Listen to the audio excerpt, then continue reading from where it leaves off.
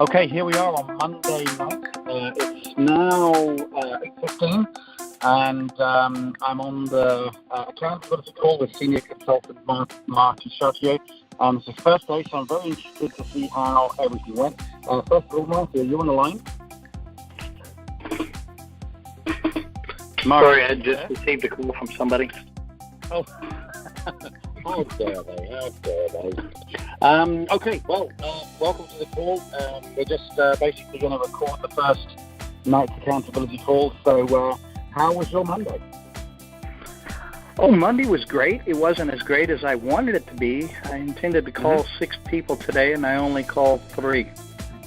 Okay, that's 3 more than some people will have done without an accountability call, so I'm happy with that. So who did you call and how'd they go?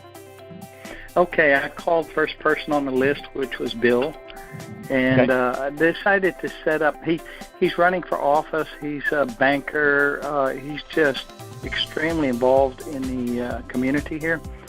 So anyway, I'll be helping him to run for city council, and so I set up a meeting with him and his wife and my wife for the 26th. And that's an initial meeting, right? Just an initial meeting, not necessarily talk about the business. Okay, perfect. Right. Perfect. That's great. Okay, good. That's exactly what we discussed and exactly what you did, so that's awesome. Okay, the next person that I called is Ben Barber. Oops. Yeah, I called Ben. Interesting thing about that is I had a call from one of my best consultants, and he informed me that he already contacted Ben. And that was a while back. So I talked with Dave Nutt, and we set up a plan. I'm going to meet with Ben, try to meet with him on the 22nd at his favorite restaurant. I sent him some messages for that. And Dave Nutt will be there with me. And this will just be a social to find out where he's at and what he's doing now. So we'll just catch up with each other. Because all 3 of us used to work together in scouting on volunteer work. So then we'll follow up if we hear the pain. And, he's got quite a few resources. That's fantastic. And the thing is as well, even though Dave Nutt, I obviously know Dave Nutt very well myself as well, even though he's in your team, you still did the right deal. That was, that to find out that they had spoken to someone before. And we do want to make sure that we have integrity not only in Ambit but in network marketing as a whole, because because of certain behaviors, it's really made the industry look bad. And it's not a bad industry; it's just got some bad people in it. And so your behavior was absolutely perfect, exemplary. So that's exactly right. And again, the opportunity to have 2 separate meetings is perfect and convenient. I had exactly the same thing today, by the way. So I'm going to tell you, I do practice what I preach. I met up with an old friend I haven't seen for probably 4 or 5 years. Really, really dynamic girl. And I just got together for a coffee with her to see where she's at, because I want to show her the business. And since I've seen her, she's been through a divorce. She's been through some major changes and is looking for something right now. The temptation is to jump on her right there and then, is to say, look, you need to look at this and blah, blah, blah. But I didn't. I resisted the temptation. I said, it's really, really great to see you. Let's get together again soon. Let's go grab some dinner sometime so we can, catch up some more. But I'll be in touch, and I will probably.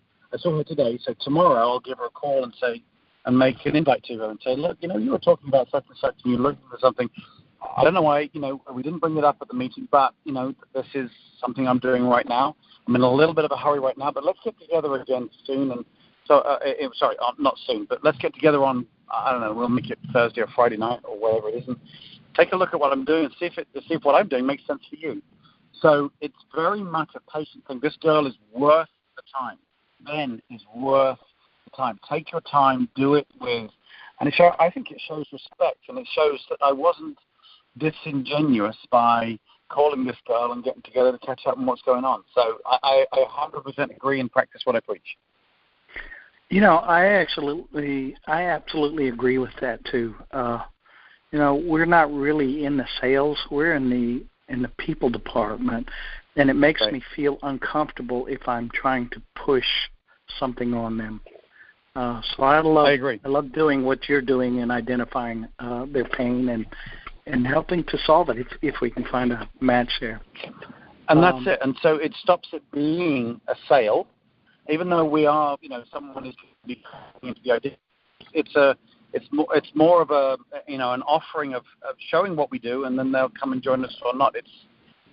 But as soon as we turn it into a sales process, it's not wrong to make it a sales process. It's just different than the way I want to do it, and the way that I can adopt the way we do it, or they can adopt the way the numbers guys want to do it and do it the sales way. Either way is effective. This one is just comfortable for me, and I believe that it's comfortable for some other folks too. So that's the way it is. It sure matches my personality. Yeah, me too. The next person that I talked to is a heavy hitter in this area and across the country. His name is Curtis. And it's very interesting. We seem to hit it off. We don't really know each other that well, but I met him several years ago. And so I called him for the two-prong approach. One is just to meet with him and catch up with him and find out what he's doing. And so as I called him, he happened to be in Missouri. I spent about 3 years in Missouri, and his company had purchased several mobile home courts in Missouri. And I knew he was rehabbing two of them this past couple of weeks, and he'll be there another week or so. And he's heading up that team. And I know exactly where those mobile home courts are. And the guy that I originally talked to who owned them, his name was Jack Weeda. And he was the one that got me interested in developing mobile home courts. And that's 750 miles away from here. It's unbelievable. Anyway, he was sitting there on one of the properties that I knew. So I set up it was hard for me to get off the phone with him. We were both very interested, and I already told him I was in a hurry. Yeah, you got it. That's interesting. Let me finish what you're saying, then we'll talk about that real quick. So we set up an appointment for when he gets back. It'll be 2 weeks from now before I can meet with him. That's just going to be a lunch, and I'm going to pick his brain about mobile homes, and he has hundreds and hundreds of mobile home communities that he's involved with, and perhaps we can find a match, something that will work. But then again, Dave Nutt had contacted him before, so if we do find a match, I'll work with Dave Nutt on that, and we'll see if we can build Dave's business. So anyway, moving along. And that's the last person I was able to contact today. Okay. Well, let's just talk about that real quick. Sometimes when you get – this is one of the great things about having an invitation written down is sometimes, if you're calling someone you know pretty well and you're very social like you are, Marty, suddenly you get dragged off into this conversation. And at the beginning of the call, you said you're in a hurry. Now, that hurry is there to protect us from getting dragged into a presentation of the business. But if you then have a time to, sit and spend 15 minutes chatting with the guy, then it's kind of, made it not right. Made it not, the fact you're in a hurry, not a genuine thing. So the reason why it's really, really good to have an invitation written down, especially if you're new, we have a situation where we're in a hurry, and then we talk about our why, and then we talk about the hook. So we started a brand new business or a brand new business project, really excited about. And then he suddenly goes off on track saying, "Oh yeah, the mobile homes, blah blah blah." I'm going off on, and you've got to go with it. You can't, you've got to just go with the flow. But then when there's a break in the conversation, it starts to slow down again. You know where you're at. You're at number 4. So anyway, the reason why I was calling you, Kurt, was, so as I say, Betty and I, we're approaching retirement. We want to make sure we can take care of some of our family as well. But the purpose of the call, so now the purpose of the call is I want you to take a look at what I'm doing. And there's obviously some synergy in our business. I'm in the energy sector. You're putting, mobile homes out there. There's some synergy in our business. So I'd love you to take a look at what we're doing. Let's get together for coffee or whatever it is. Now, you're in this particular case, you're not setting up to show him the business straight away. You're just getting back to reconnect. But the point I'm making is when one gets dragged off into a conversation, when one's trying to make an invite, the reason why at that point is when you see the benefit of writing down an invite, because you get lost.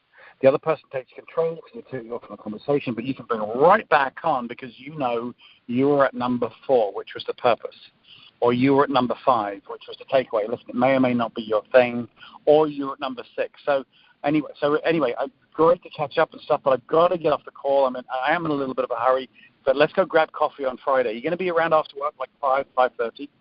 It's a really way of without arrogance, of being able to posture and keep in control of the conversation, because at the end of the day, the purpose of this call is to get an appointment so we can show the business or we can get back in touch with someone. So writing down the invite is absolutely crucial for exactly what you just went through. It certainly helped me to get off the telephone with him, too. Right. So it works. You are so right about that.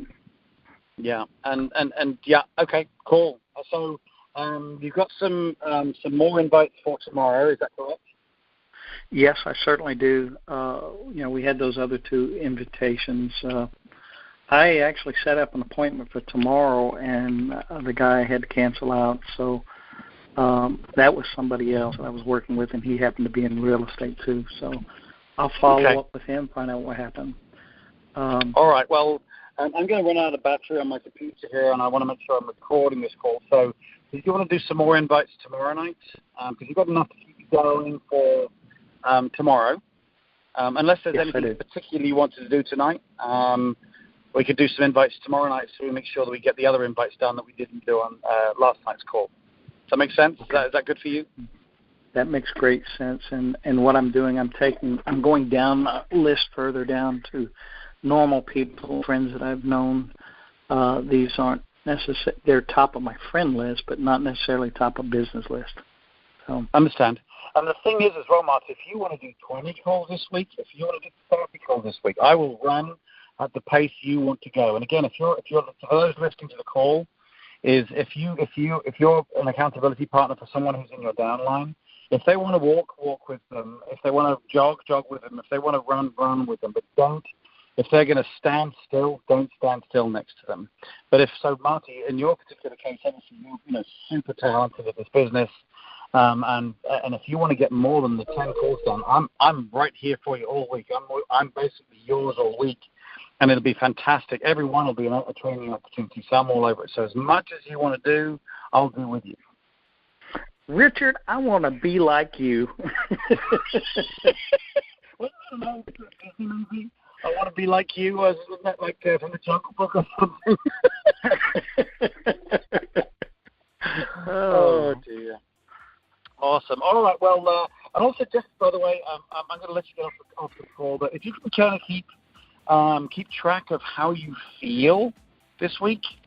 I know you're skilled in the business and this type of thing, but I'd love to. What I'm really interested to see is the evolution of people during this week. Like last week, or the week before last, we had Heather Bell on the call. I think you were actually listening into it, and she evolved massively from Monday through Friday. I know Dane O'Heta, when he was on the call, he had a massive increase in confidence. That was his biggest win. He learned a little bit in some invitations. He learned a little bit in how to organize his day. But the biggest win for him was his confidence boost. So if you wouldn't mind just being kind of aware of your visceral, how you're feeling about things, that would be really great. So we can talk about that on Sunday. Would that be okay?